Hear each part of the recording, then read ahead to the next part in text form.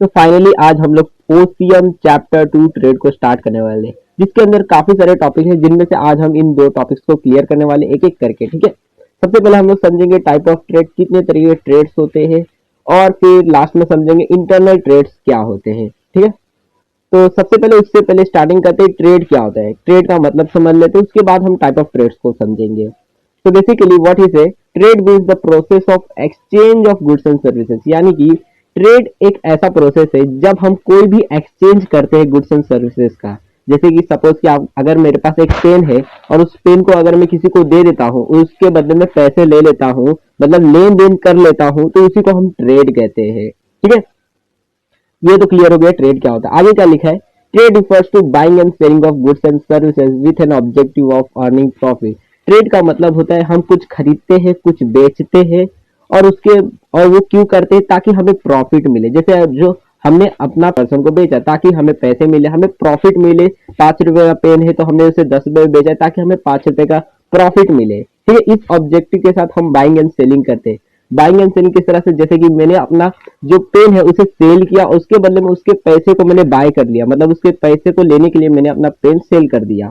So that हम trades करते हैं buying and selling of goods and services with N objective of earning profit. ठीक है, trade की वजह से ही एक प्रोड्यूसर और कंज्यूमर के बीच में एक लिंक बन जाता है, कड़ी बन जाती है। प्रोड्यूसर वो होता है जो प्रोडक्ट बनाता है, कंज्यूमर वो जो प्रोडक्ट को यूज करता है। सो दैट उनके बीच में एक लिंक बन जाता है। जिस तरह किस तरह से बनता है, वो जो प्रोड्यूसर है वो अपने प्रोडक्ट को बेचता है कंज्यूमर को, और वो जो कंज्यूमर है उस प्रोडक्ट को खरीदता है। इस तरह से उनके बीच में एक लिंक बन जाता है। ठीक है, इसके बारे में डिटेल में अभी आने वाले कंसेप्ट में हम समझेंगे। ठीक है, अब टाइप ऑफ ट्रेड समझते, कितने तरीके के ट्रेड्स होते हैं। बेसिकली हमारे इंडिया के अंदर काफी सारे ट्रेड्स होते हैं, और इंडिया के बाहर भी काफी सारे ट्रेड्स होते हैं। ठीक है, तो ट्रेड को हमने दो हिस्सों में डिवाइड किया है, internal trades and external trades. Internal trades वो ट्रेड्स है जो हम अपने कंट्री के अंदर ट्रेड करते हैं। जैसे कि अगर आप महाराष्ट्र के अंदर कुछ जितने भी ट्रेड्स करोगे वो होंगे इंटरनल ट्रेड, इंडिया के अंदर भी आप जितने ट्रेड्स करोगे वो होंगे इंटरनल ट्रेड। लेकिन इंडिया के बाहर जितने भी ट्रेड्स करोगे, यानी कि अगर इंडिया के बाहर से अमेरिका से अगर आप कोई पेन खरीदते हो, या फिर अमेरिका में कोई अपना पेन बेचते हो अगर आप, सो दैट वो जो ट्रेड होगा एक्सटर्नल ट्रेड होगा। और वही पेन अगर आप इंडिया में बेचते हो, सो दैट वो जो ट्रेड होगा वो इंटरनल ट्रेड होगा। ठीक है, इंटरनल को हम होम ट्रेड भी कहते हैं, यानी कि अपने कंट्री के अंदर ट्रेड करना। और एक्सटर्नल यानी कि जिसे हम फॉरेन ट्रेड भी कहते हैं, जिसे फॉरेन ट्रेड कहा जाता है, यानी कि हम फॉरेन के साथ ट्रेड करते हैं, बाहर देश के साथ करते हैं। ठीक है, अब एक्सटर्नल ट्रेड के अंदर भी 3 हिस्से हैं, import, export and interport. Import यानी कि जब हम कोई प्रोडक्ट, कुछ गुड्स एंड सर्विसेज बाहर देश से, फॉरेन से परचेस करते, खरीदते हैं, उसे हम इंपोर्ट करते हैं। और एक्सपोर्ट का मतलब होता है जब हम अपना प्रोडक्ट, अपने देश में बना हुआ प्रोडक्ट जब बाहर देश में बेचते हैं तो उसे हम एक्सपोर्ट कहते हैं। और इंटरपोर्ट इन दोनों का कॉम्बिनेशन है। इसके अंदर सबसे पहले हम दूसरे कंट्री से कुछ प्रोडक्ट खरीदते हैं और फिर उसमें थोड़ी बहुत चेंजेस करके दूसरे कंट्री में बेच देते हैं। ठीक है, इसी को हम इंटरपोर्ट कहते हैं। अब एक्सटर्नल ट्रेड तो समझ आ गया होगा, अब इंटरनल ट्रेड को समझते हैं।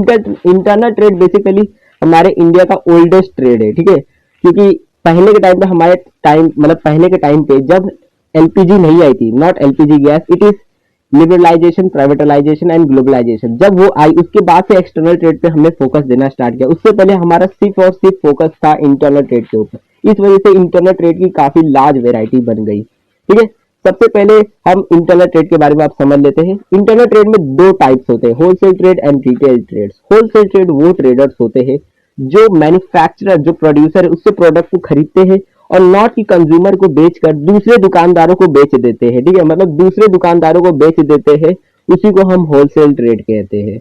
और रिटेल ट्रेड वो ट्रेडर्स होते हैं जो इन होलसेलर से प्रोडक्ट को खरीदते हैं और जो फाइनल कंज्यूमर है, जिसके लिए प्रोडक्ट बनाया गया है, उस कंज्यूमर को बेच देते हैं, मतलब कस्टमर को प्रोडक्ट्स बेच देते हैं। उन्हें हम रिटेल ट्रेडर्स कहते हैं। ठीक है, अब रिटेल ट्रेडर्स के अंदर भी काफी सारे मतलब वेराइटीज आती है, क्योंकि कुछ लोग होते हैं जो ठेले पे प्रोडक्ट्स अपने बेचते हैं, वो भी तो कंज्यूमर को ही प्रोडक्ट बेचते हैं। और कुछ लोग होते हैं जो मॉल में प्रोडक्ट बेचते हैं। सो दैट यहाँ पे भी काफी बड़ी वेराइटी बन जाती है। तो यहाँ पे भी अब डिफरेंस हमने कर दिया।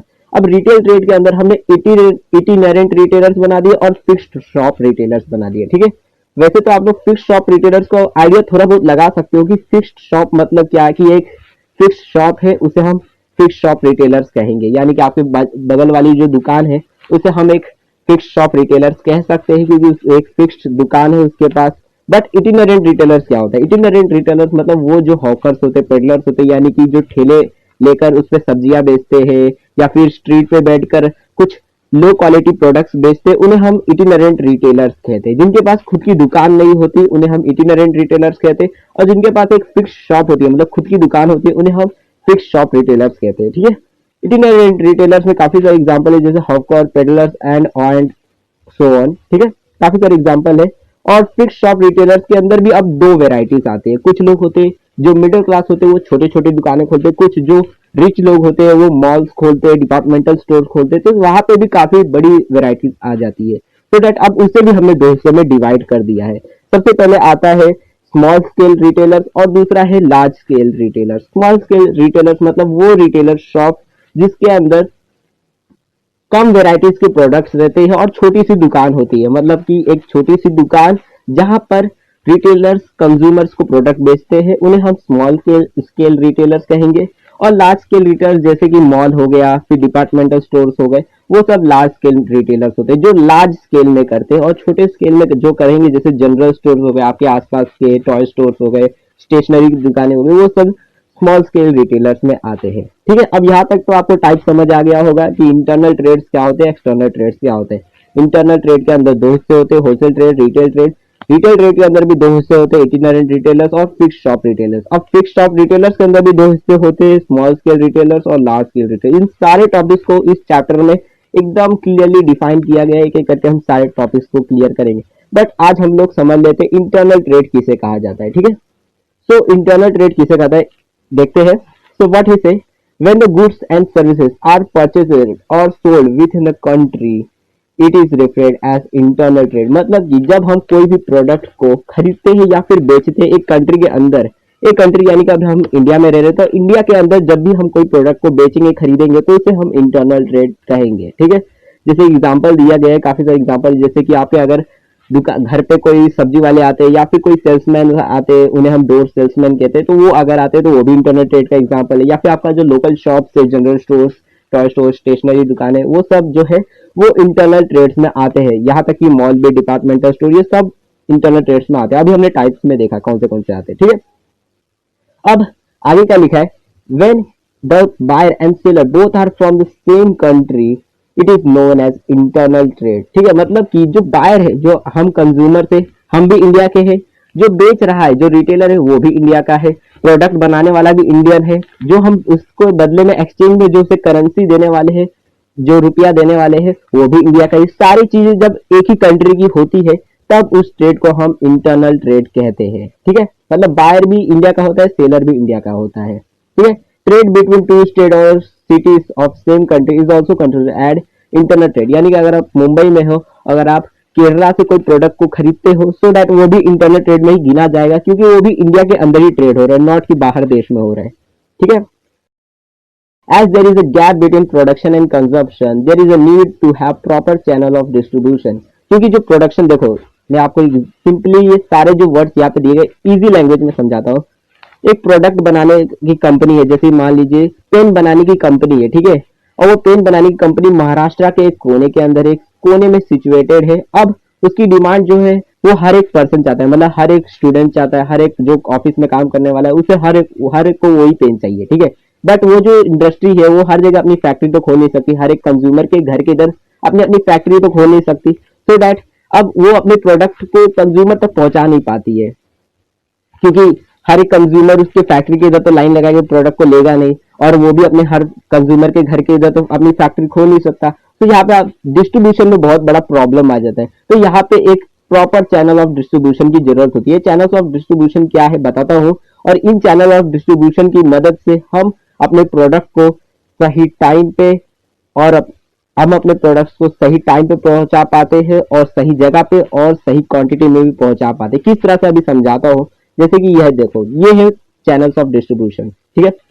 अभी क्लियरली समझते हैं। जैसे कि ये जो प्रोड्यूसर है प्रोडक्ट बनाता है, ठीक है, सबसे पहले प्रोडक्ट को बनाता है, जैसे पेन इसने बनाया, ठीक है, अब इस पेन को एक दूसरा ट्रेडर खरीदता है। ठीक है, वो ट्रेडर जो है ये प्रोड्यूसर से काफी ज्यादा बल्क क्वांटिटी में, होलसेलर जो होता है वो प्रोडक्ट खरीदता है प्रोड्यूसर से। ठीक है, अब ये जो होलसेलर है ये एक ट्रेडर है जिसने प्रोडक्ट को खरीदा है, अब ये ना कि कंज्यूमर को बेचकर, ठीक है, अब ये जो होलसेलर है ये आगे दूसरे शॉप्स को बेच देगा, रिटेलर्स को बेच देगा, जो आपके आसपास की दुकानें, घर, हर घर के इधर एक दो दुकानें होती है, वो जो दुकानें हैं उन्हें बेच देता है, ठीक है, उन्हें हम रिटेलर्स कहते हैं। अब वो जो रिटेलर्स है वो आगे जाकर कंज्यूमर्स को प्रोडक्ट पहुंचा देते हैं। तो यहाँ पे जो प्रोडक्शन और कंज्यूमर मतलब प्रोड्यूसर और कंज्यूमर के बीच में जो गैप था वो फिल हो जाता है इन दोनों इंटरमीडिएटरीज की मदद से, ठीक है। पहला जो होलसेलर जो है वो पहला इंटरमीडिएटरी है और जो दूसरा इंटरमीडिएटरी है वो है रिटेलर, ठीक है, ये याद रखना हो, मे भी क्वेश्चंस आए पेपर में, ठीक है। अब यहाँ तक कोई चैनल्स ऑफ डिस्ट्रीब्यूशन भी आपको समझ आ ही गया होगा, ठीक है। तो ये तो आज की बात हो गई। अब इंटरनेट ट्रेड्स के अंदर दो हिस्से होते हैं, मैंने अभी आपको बताया था टाइप ऑफ ट्रेड में, पहला होता है wholesale trade and retail trade, ठीक है। अब इन दोनों टॉपिक्स को भी हम डिटेल में अपने आने वाली वीडियोस के अंदर लेने वाले हैं, ठीक है। तो एक एक करके सारी वीडियोस को हम देखेंगे, बट आज हम लोग बस यहीं तक देखने वाले हैं, ठीक है। अगर आपको ये दोनों वीडियोस देखनी है तो लेफ्ट वाली प्लेलिस्ट को क्लिक कर देना, वरना राइट में जो चैनल दिख रहा है उसे क्लिक करके बेल नोटिफिकेशन को ऑन कर देना।